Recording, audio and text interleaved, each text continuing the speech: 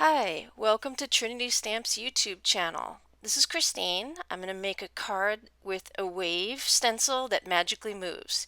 So the first thing I'm doing is using some Lawn Fawn acetate, and I haven't seen much written about it or it being used, but it is fantastic. It is the best acetate out there to heat emboss on. You can put your heat gun full on it and it doesn't warp at all. I was absolutely amazed. So I knew at some point I had to make a project with it. So here today I'm using the Miss Ink wave stencil. Today's project is a collaboration between Miss Ink and Trinity Stamps. And I love the new stencils that Miss Ink just came out with. So I knew I had to make some ocean scenes. So here I'm just using some purple tape to tape down the stencil to the acetate. And I'm going to then use Versamark ink directly on the stencil and acetate. And you want to get some good coverage, so I'm really pressing it in there. And you don't really want to smush it. You want to just full on press on, because otherwise you'll get it won't stay in the lines. It'll go a little bit all over. And so I have to say I didn't use a powder tool, but when I have, it didn't seem to make a whole lot of difference, so I stopped using it. So I'm having a little difficulty taking it off the paper, but I put a piece of paper underneath so I could catch all the embossing powder.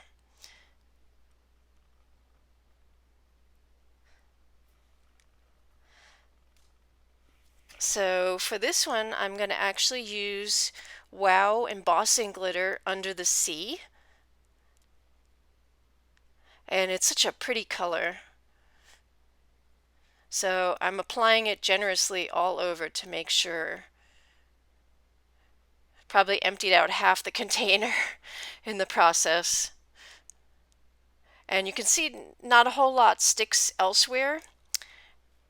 And when I have used a powder tool, I got some sticking. So here you just use a brush and you just sort of wipe away everything that you don't want prior to heat embossing it.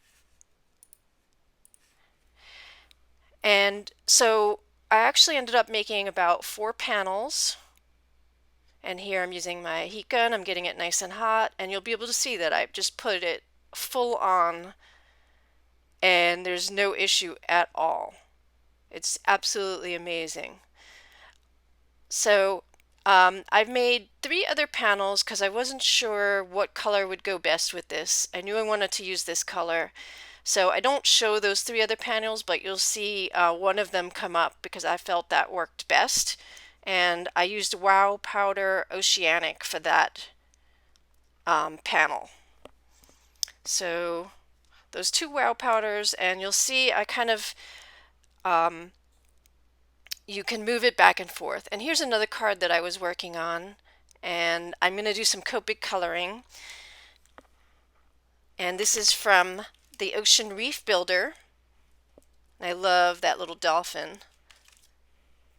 And then I have a mermaid sitting there, and that is from Mermaid Wishes by Trinity Stamps.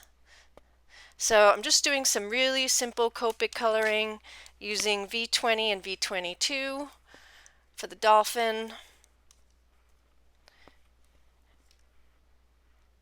And I'll use a bunch of colors for the mermaid. What I was going to say is I only have 1 panel that you'll see me use, even though I made 4. I fussy cut the acetate panels so that they would slide back and forth. And I'm just going to save the other panels. I may use them for something else. So here I'm coloring the mermaid hair with Y11 and YR21 and a white gel pen. And it didn't come out as great as I wanted. definitely flicking helps create the hair. And I'm sorry for my own hair in there, but I tried to stay as far away as possible, but I do need to see too. So,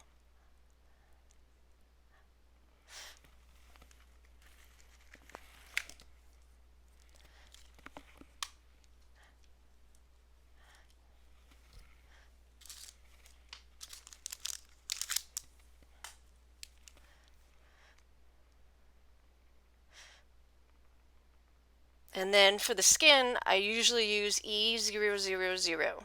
I love that color for the skin.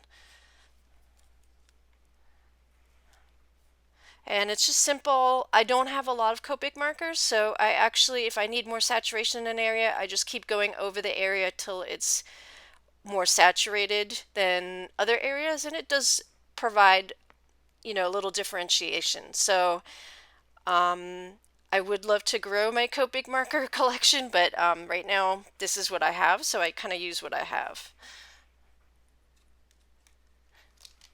And I use the same colors for the top of her little swimsuit, V20 and V22.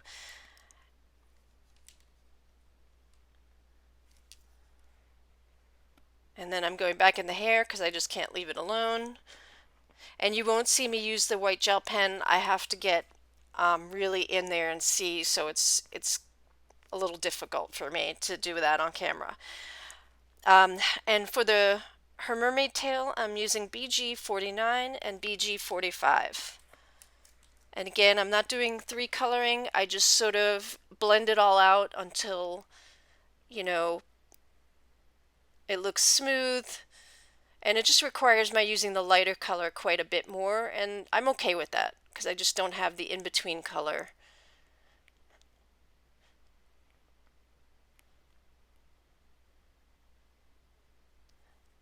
To provide some differentiation between the colors. So you just have to work a little harder with the lighter one, which I'm okay with.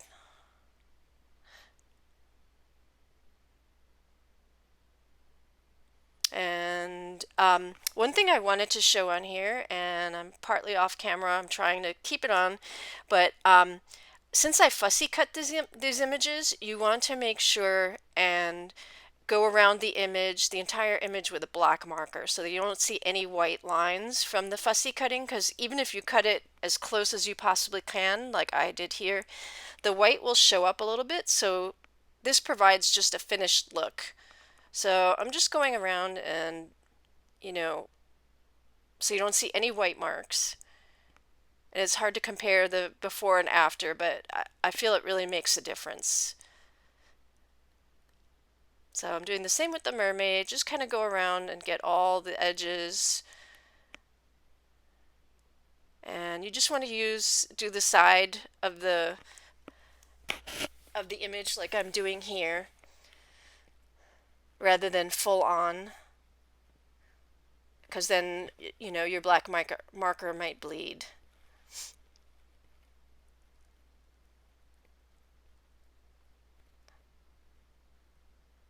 And sorry for my hair again.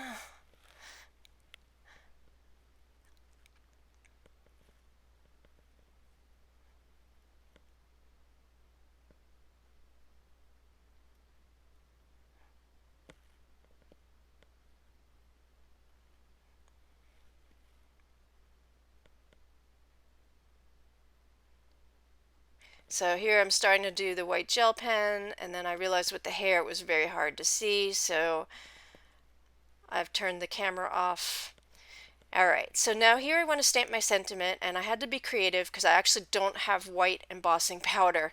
So I had to stamp in Hero Arts Unicorn White, and then heat emboss. I have a satin white, but it's not very white. It doesn't come out as clear as white embossing powder would. So I stamped with white, and since this is a pigment ink, it stays on top and it stays wet for a bit, so you can, directly put the powder on top. So this is Hero Arts Satin White.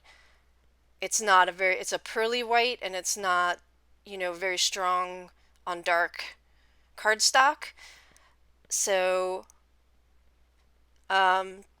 goes to show you, if you don't have exactly what you need, just try to be creative and hopefully what you have in your stash will work. So I'm pretty happy with the way this turned out. So here it is. It's kind of pearly, but it's since we stamped in white, it shows up enough. So here I'm just finishing up this card. And I'm going to put a few Nuvo drops just for the appearance of water splashes.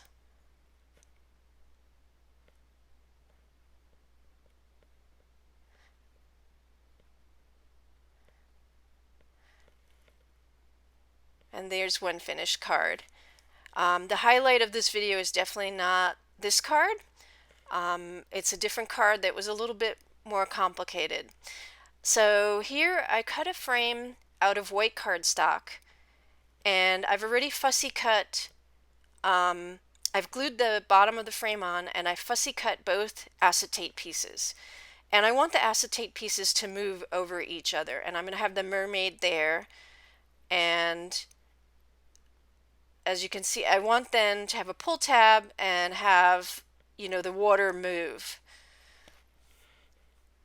I thought that would be really cool. So all I did was glue an acetate piece along the back of one of the fussy cut heat embossed acetate pieces and glued that on. And then you need to provide a little height so that the piece can move.